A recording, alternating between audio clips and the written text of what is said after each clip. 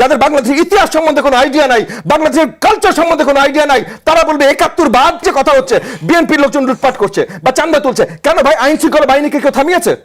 আসসালামু আলাইকুম রহমতুল্লাহি ওয়া বারাকাতুহু।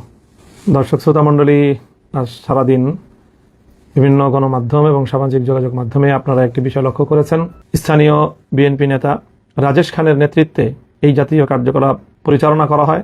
আমাদের কেন্দ্রের বাইরে বুথগুলোতে আমাদের যে সকল নেতাকর্মীরা ভোটারদেরকে রিসিপশনের জন্য, তাদেরকে ভোটার স্লিপ প্রদান করার জন্য, ভোটারদেরকে এগিয়ে আনার জন্য যে সকল কার্যক্রম পরিচালিত হচ্ছিল, প্রতিটি সেন্টারে, প্রতিটি কেন্দ্রে এবং প্রতিটি আমাদের যে বুথ ছিল সবগুলোতে গিয়ে রাজেশ খান এবং তার সন্ত্রাসী বাহিনী ব্যাপকভাবে সন্ত্রাসী কার্যকলাপ পরিচালনা করেছে, হুমকি ধামকি প্রদান করেছে এবং তাদের অনেককে সেখান থেকে চলে যাওয়ার জন্য প্রাণনাশেরও হুমকি পর্যন্ত দিয়েছে এই রাজেশ খান।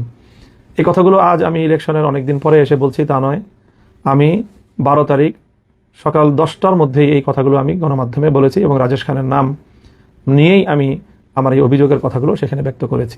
তবে দিন গড়ানোর সাথে সাথে সেখানে তাদের শোডাউন এবং কেন্দ্রের সামনে তাদের শক্তি প্রদর্শনের মাত্রা বৃদ্ধি পেতে থাকলে একসময় আইনশৃঙ্খলা রক্ষাকারী বাহিনী সেখানে পদক্ষেপ গ্রহণ করে, বিশেষ করে আর্মি গিয়ে সেখানে সেই বিএনপির এবং ধানের শীষের প্রতীকের যারা কর্মী ছিল এবং সাধারণ মানুষদেরকে যারা ভীতি প্রদর্শন করছিল এবং ভোটের শান্তিপ্রিয় পরিবেশকে যারা বিঘ্ন ঘটাচ্ছিল তাদেরকে বারবার ছত্রভঙ্গ করে দিয়েছে আইনশৃঙ্খলা রক্ষাকারী বাহিনী এবং বিশেষ করে আর্মি।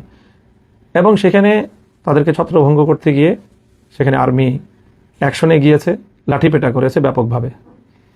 এবং সেই লাঠিপেটায় সারাদিন বিভিন্ন কেন্দ্রে বিএনপির অনেক নেতাকর্মী, ধানের শীষের অনেক নেতাকর্মী তারা আঘাতপ্রাপ্ত হয়েছে।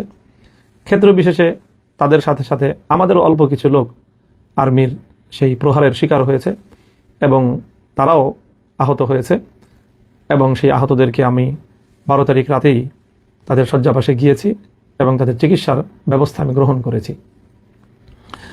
আর্মির এই আক্রমণ এবং তাদের ছত্রভঙ্গ করা, শান্তি শৃঙ্খলা রক্ষার এক পর্যায়ে ওখানে আমাদের লোকজনও যেরকম কিছু আহত হয়েছে, আর প্রায় 90% জন বা তার চেয়েও বেশি সেখানে আক্রান্ত হয়েছে ধানের শীষের নেতাকর্মীরা। কারণ তারাই সকাল থেকে ভোট কেন্দ্র দখল করার এবং ভোটের পরিবেশ নষ্ট করার, ভয়ভীতি প্রদর্শন করার এই সকল সন্ত্রাসী কার্যকলাপগুলো পরিচালনা করছিল এবং এতে সবচেয়ে বেশি ভূমিকা ছিল রাজেশ খানের। সেই রাজেশ খানের কর্মী বাহিনীর সাথেই আর্মি তাদেরকে ছত্রভঙ্গ করতে গিয়ে তাদের উপর লাঠিপেটা করে এবং সেই লাঠিপেটায় তাদের মধ্যে অনেকে আহত হয়েছে এবং সেই আহতদের মধ্যে রাজেশ খানের নিকটাত্মীয় একজন হায়দার আলী নামে এক ব্যক্তি ছিলেন। সেটা আমরা আগে জানতে পারিনি, তাদের পরিচয় শনাক্ত করা যায়নি।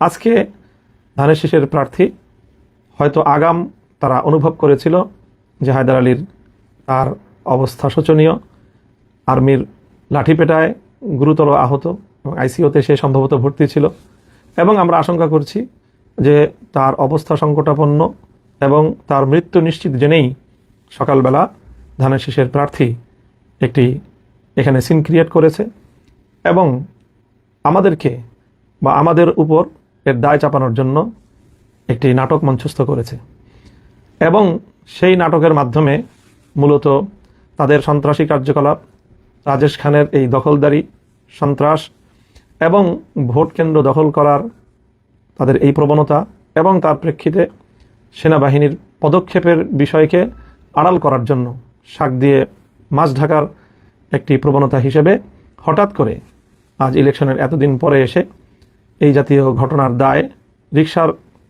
রিক্সা মার্কার নেতাকর্মীদের উপর চাপানোর চেষ্টা করা হয়েছে। আমি মনে করি এটি একটি দূরভিসন্ধি এবং ষড়যন্ত্রমূলক ঘটনা। কিছুক্ষণ পূর্বে আমরা দেখেছি সামাজিক যোগাযোগ মাধ্যমে রাজেশ খানের এবং তার সহকর্মীদের মাধ্যমে তারা যেই সংবাদ প্রচার করেছে সেখানে ওই হায়দার আলীর নিহত হওয়ার সংবাদ প্রচারিত হয়েছে এবং আবারও তারা ওই শাক দিয়ে মাছ ঢাকার মতো মিথ্যাচার করে আর্মির হামলায় আহত হয়ে এবং শেষে নিহত ব্যক্তির এই ঘটনাকে তাদের সন্ত্রাসী কার্যকলাপ, রাজেশ খান তার নিজের অপরাধকে ঢাকা দেওয়ার জন্য সে আমাদের উপর এর দায় চাপানোর অপচেষ্টা চালিয়েছে। আমরা এই অপচেষ্টার তীব্র নিন্দা জানাই এবং সেখানে স্বাভাবিকভাবেই সিসিটিভি ফুটেজ থাকার কথা প্রতিটি কেন্দ্রকে সামনে রেখে।